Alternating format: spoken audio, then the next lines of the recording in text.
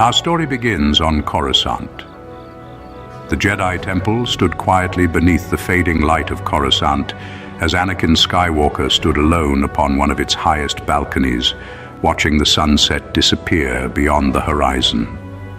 His arms rested against the railing as his mind wandered back to something that had happened only days earlier. He, Obi-Wan Kenobi, and Ahsoka Tano had stumbled into a mysterious realm unlike anything Anakin had ever experienced, a place that seemed to exist beyond the normal laws of the Force. There, they had encountered the Father, the Son, and the Daughter, beings who embodied the very nature of the Force itself. The Father had even confirmed something Anakin had spent his entire life wondering about. He truly was the Chosen One. Yet despite everything he remembered, Anakin couldn't shake the feeling that something was missing. The more Anakin tried to recall his time on Mortis, the stronger the feeling became. There was a portion of his memory that seemed strangely distant, almost as if it had been deliberately removed. He remembered the Father, the Daughter, and the Son, but whenever he tried to look deeper, his mind seemed to hit an invisible wall. That night, Anakin returned to his personal quarters and sat cross-legged upon the floor. He closed his eyes and began to meditate, focusing entirely on Mortis. Hours passed as he slowly cleared his mind, allowing the Force to guide him deeper into the memories he had forgotten. Then, suddenly, something changed. Anakin felt the presence of the Father through the Force, and with the immense power that had been released upon the Father's death, the memories buried within Anakin's mind began to return. Anakin suddenly saw the Son standing before him, the dark being preyed upon every fear Anakin had ever possessed, showing him visions of a future that seemed impossible. Anakin watched in horror as the Jedi Temple burned, its halls filled with destruction. Then he saw a blue lightsaber cutting down defenseless younglings, and his blood ran cold when he realized the weapon belonged to him. The vision changed again, and Anakin saw himself standing before Padme, consumed by rage, his hands wrapped around her throat. Then came another vision. Obi-Wan standing across from him, tears in his eyes as he pleaded with Anakin, telling him that he was the Chosen One, and that he loved him. Finally, Anakin saw himself burning upon the volcanic surface of Mustafar, his body broken and mutilated before being sealed inside a black suit of armor. He watched that armored figure spread fear and death across the galaxy, destroying worlds and bringing suffering wherever he went. Anakin abruptly snapped out of his meditation, gasping for air as he looked around his quarters in terror. His hands trembled as he tried to comprehend what he had witnessed. That wasn't me, he told himself. It couldn't be. Yet the memories had felt far too real to dismiss as an ordinary vision. Anakin spent the entire night pacing through his quarters, desperately trying to understand how the future he had seen could ever come to pass. By sunrise, he realized he couldn't face it alone. He needed guidance. And there was only one person he believed could help him understand what the Force had shown him. Anakin left his quarters and made his way through the quiet Jedi Temple until he reached the chambers of Grand Master Yoda. He raised his hand and knocked. After a moment, the door opened, revealing Yoda, who immediately noticed the exhaustion and fear in Anakin's eyes. "Come in, Skywalker," Yoda said gently. "Troubled, you seem." Anakin stepped inside, took a deep breath, and prepared to tell Yoda everything. Yoda listened in silence as Anakin finished explaining everything he had experienced on Mortis. The Grand Master could sense the fear still lingering within him, but rather than criticize him, Yoda understood that Anakin needed guidance. "The future, Skywalker, is always in motion," Yoda told him. "A vision of what may come does not mean what must come." Anakin looked down, still troubled by what he had seen. he admitted that he was terrified of becoming the person from the vision, especially after seeing himself destroy the Jedi and hurt Padme. Yoda then offered Anakin a path forward. He could temporarily step away from the war and train with Yoda, but there would be one condition. Anakin would have to be completely honest about his emotions, his fears, and his attachments. Anakin hesitated. He knew exactly what that meant. If he truly opened himself to Yoda, eventually he would have to reveal the secret he had hidden from the Jedi for years, his marriage to Padme Amidala. But after seeing the consequences of allowing fear to control him, Anakin realized that keeping secrets might be exactly what led him toward the future he had witnessed. He finally nodded and accepted Yoda's offer. Soon afterward, the Jedi Council was informed that Anakin would be stepping away from active military command for an extended period of personal training. The Council questioned the decision, but Yoda gave them no explanation beyond saying that Anakin needed time away from the battlefield.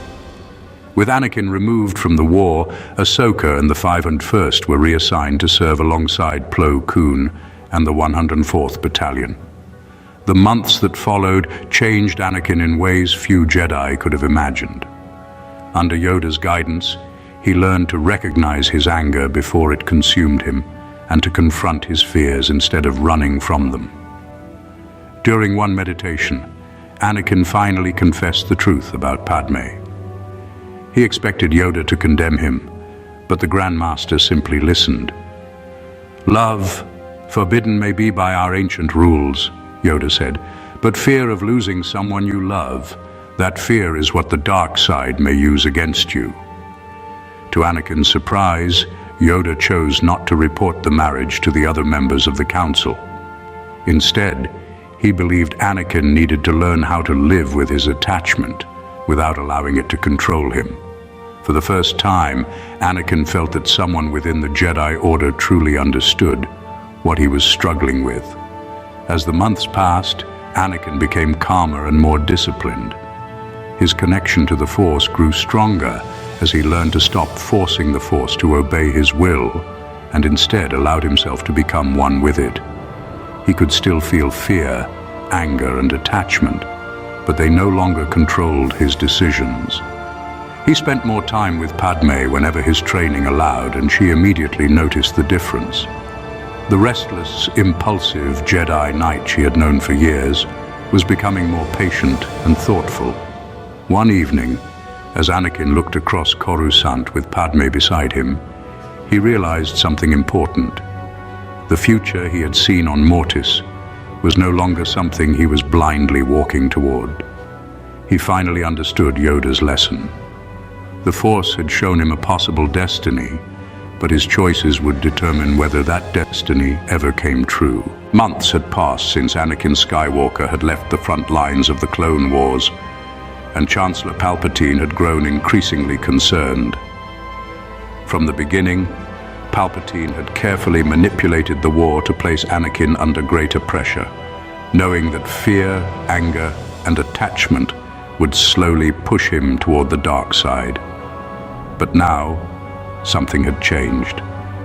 Anakin was no longer surrounded by constant death and uncertainty. He was training under Yoda, confronting his fears, and spending more time with Padme. The darkness Palpatine had patiently cultivated within him seemed to be disappearing. Realizing this, Palpatine decided he needed to understand exactly what had happened. One afternoon, Palpatine summoned Anakin to his office for a private meeting. It had been months since they had last spoken, and when Anakin entered, the Chancellor greeted him with the same warm smile he had shown him throughout the war. "Anakin, it is good to see you again," Palpatine said. "How have you been?" Anakin explained that he had been training with Yoda and that stepping away from the battlefield had given him an opportunity to better understand himself. Palpatine listened carefully before subtly suggesting that perhaps the Jedi had lost confidence in Anakin and no longer trusted him with military command. Anakin immediately became defensive, but not angry. He calmly explained that leaving the war had been his own decision and that his training had helped him become a better Jedi. Palpatine studied him carefully. The Sith Lord could sense something that disturbed him deeply. The anger that had once burned so intensely inside Anakin was almost completely gone. The fear of losing those he loved, which Palpatine had once exploited so easily, had been replaced by a newfound sense of control. Even Anakin's desire for power had diminished. "You look well," Palpatine finally said, forcing a smile. Anakin nodded and credited Master Yoda for his transformation. The two continued speaking for a while before Anakin eventually said goodbye and returned to the Jedi Temple. Palpatine remained alone in his office, his friendly expression disappearing the moment the doors closed. His hands tightened against his desk as he realized the truth. Yoda had interfered with his plans. That night, Darth Sidious stared out over Coruscant, his mind racing. He had spent years manipulating the Republic, the Separatists, and Anakin himself. But now his greatest weapon was slipping beyond his reach. If Anakin continued down this path, the future Sidious had envisioned would never happen. He needed to act before Anakin became too strong in the light. After careful consideration, Sidious reached a decision. He would no longer wait for the war to naturally reach its final stage. The Battle of Coruscant would begin sooner than planned. The next day, Anakin was with Padme in her apartment, discussing the progress he had made with Yoda. Padme smiled proudly as she told him how much he had changed. But before Anakin could respond, alarms suddenly erupted across the planet. Outside the window, a massive separatist fleet dropped out of hyperspace, and thousands of droid fighters descended toward Coruscant. Anakin rushed toward the window and saw the sky filling with separatist starfighters. Massive warships had emerged from hyperspace above Coruscant, opening fire on the Republic fleet as explosions illuminated the atmosphere. Anakin immediately reached for his comlink and contacted the Jedi Temple. Inside the council chamber, Yoda, Mace Windu, Kit Fisto, and Saesee Tiin were already coordinating the Republic's defenses. Anakin asked what he could do to help, and Yoda calmly told him that they would provide aerial support together while Windu and Fisto defended the ground. Saesee Tiin would coordinate the Republic fleet in space. Anakin agreed and prepared to leave, but before he could go, Coruscant guards arrived to escort Padme to safety. Padme embraced Anakin tightly and told him to be careful. Anakin promised he would return before rushing toward his starfighter. Moments later, Anakin joined Yoda in the skies above Coruscant. The two Jedi flew through the chaos with remarkable precision, weaving between skyscrapers while droid fighters swarmed around them. Anakin's movements were controlled and deliberate, nothing like the reckless pilot he had once been. Yoda noticed the difference immediately as they destroyed waves of vulture droids, separatist bombers, and massive droid transports. Together they provided air support for Republic forces fighting below, while the battle spread across the entire planet. Suddenly, an emergency transmission came through. It was Shaak Ti.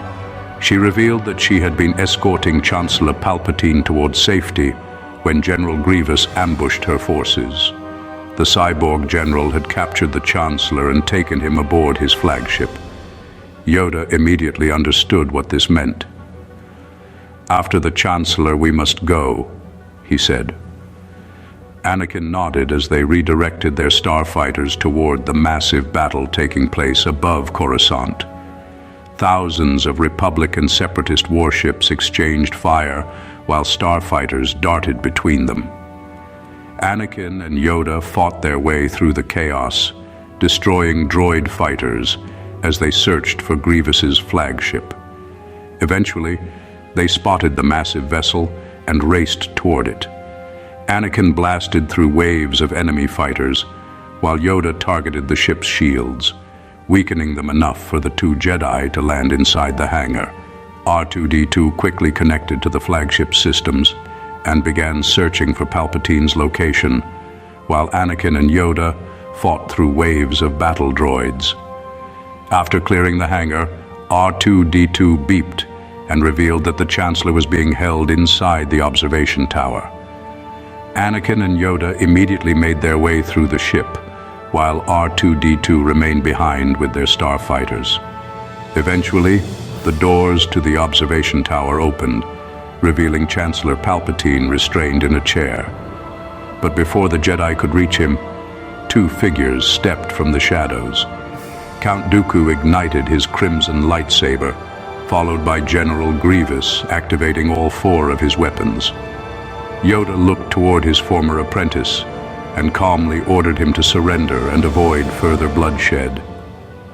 Dooku refused, declaring that the Jedi would never defeat the Separatists. Anakin and Yoda ignited their lightsabers as Dooku and Grievous charged. The observation tower erupted into a four-way duel. Yoda and Dooku fought with deadly precision, their blades moving faster than the eye could follow.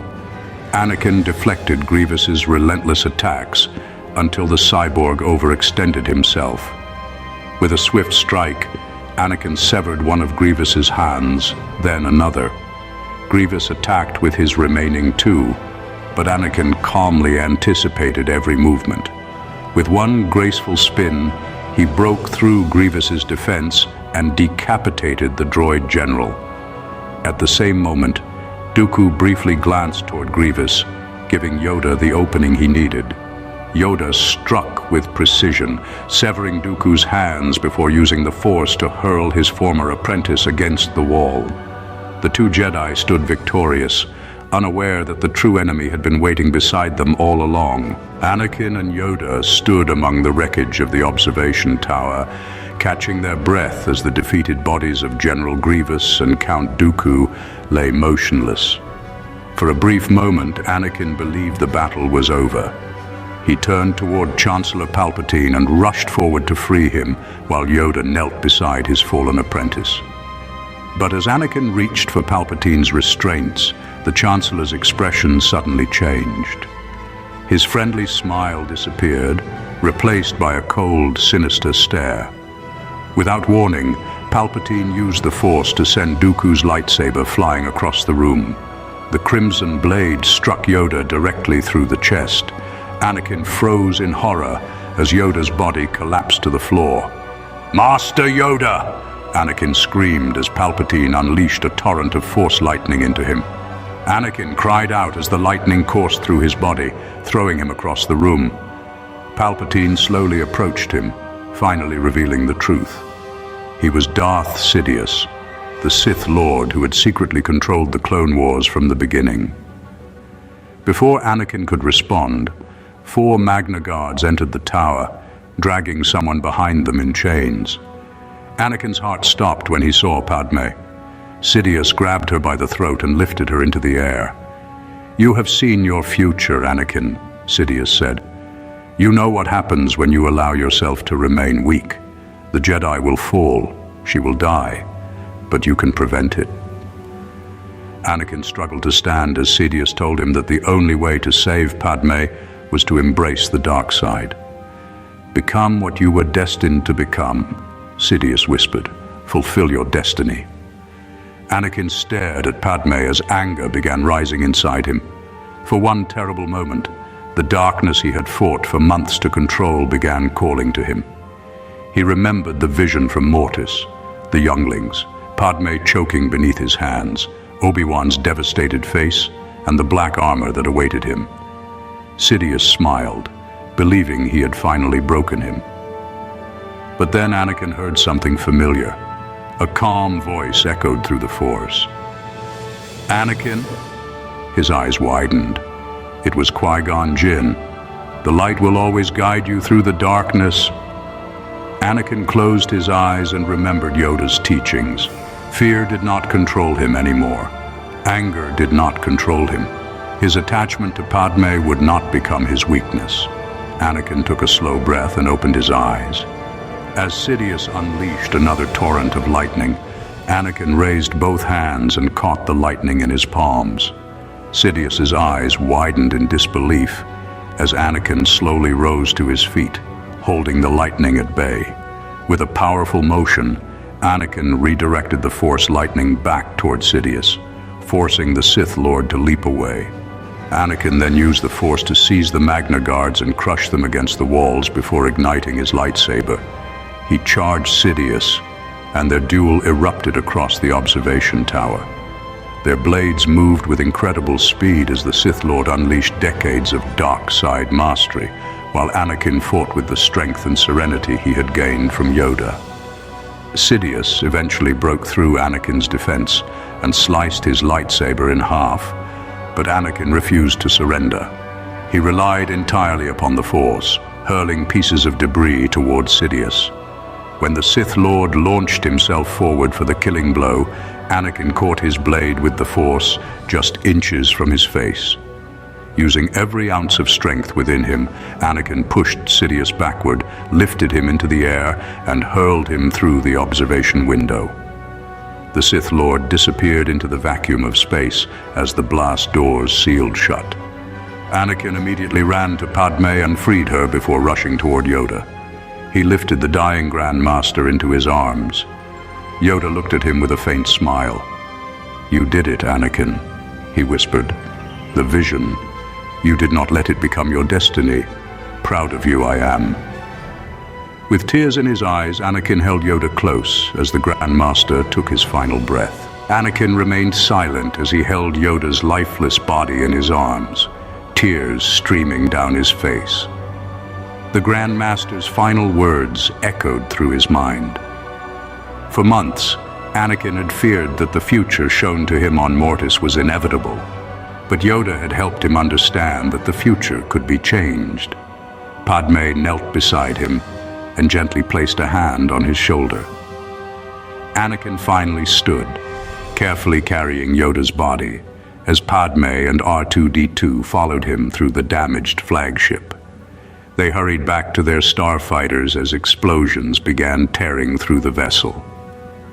Moments later, Anakin, Padme, and R2-D2 escaped into space as Grievous's flagship erupted into flames behind them. Anakin stared at the burning wreckage, knowing that the Sith had been defeated, but also knowing that the galaxy had lost one of its greatest Jedi. When they returned to the Jedi Temple, Anakin immediately entered the council chamber and revealed everything. The council was stunned when he explained that Count Dooku and General Grievous were dead, and that Chancellor Palpatine had secretly been Darth Sidious, the Sith Lord responsible for manipulating the entire Clone Wars. After much discussion, the council decided that the truth about Palpatine could not be revealed to the Republic. The political chaos that would follow could destroy the fragile government they had fought to protect. Instead, the Senate would be told that Dooku had killed the Chancellor before dying himself. With Dooku, Grievous, and Sidious gone, the separatist movement quickly collapsed, and the Clone Wars officially came to an end. The Republic now faced the enormous task of rebuilding. Bail Organa was elected Supreme Chancellor and immediately began restoring the government, while working to heal the divisions created by the war. Within the Jedi Order, Mace Windu became the new Grand Master, accepting the responsibility of leading the Order after Yoda's sacrifice. Anakin's actions during the Battle of Coruscant were impossible for the Council to ignore. Not only had he defeated General Grievous and helped defeat Dooku, but he had also resisted the greatest temptation the Sith could offer him. Anakin was promoted to Jedi Master and given a permanent seat on the Council. Eventually, the Council also learned the truth about Anakin and Padme's marriage. Rather than condemning them, the Jedi chose to allow them to remain together, recognizing that Anakin's journey had proven that love did not have to lead someone toward the dark side. Years passed, and the galaxy entered an era of peace. Inside the Jedi Temple, Anakin stood beside Padme as they watched their children train in the practice chambers. Luke and Leia moved across the floor with training lightsabers in their hands, while Obi-Wan and Ahsoka guided them through their exercises. Anakin smiled as he watched his children laugh and continue their training, grateful for the life he had nearly lost before it had even begun. He thought back to Mortis and remembered the terrifying future the son had shown him. The destruction of the Jedi, Padme's death, his battle with Obi-Wan, and the black armor that was supposed to become his prison. None of it had come to pass. Yoda had shown him how to face his fears, Qui-Gon had reminded him to follow the light, and Anakin had finally chosen his own destiny. As he watched Luke and Leia train, Anakin quietly thanked the Force for the guidance he had received. The future was no longer something he feared. It was something he was free to build. And that is where our story ends. I hope you enjoyed. Don't forget to like and subscribe. Thank you for all support. And as always, may the Force be with you.